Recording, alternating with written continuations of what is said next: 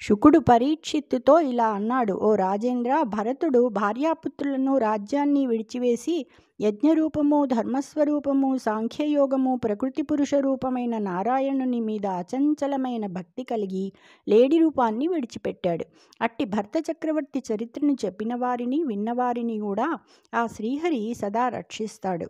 వారికి సకల శుభాలు కలుగుతాయి.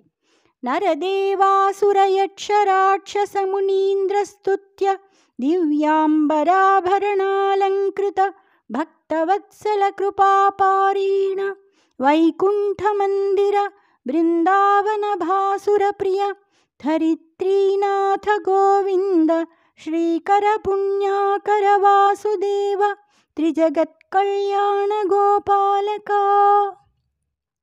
నరులు, దేవతలు, రాక్షసులు, యక్షులు, మునీంద్రుల చేత స్తుతింపబడేవాడా, దివ్య వస్త్రాలు, ఆభరణాలు అలంకరించుకున్నవాడా, భక్తులపై వాత్సల్యము, దయ చూపేవాడా, వైకుంఠమే నీ మందిరం.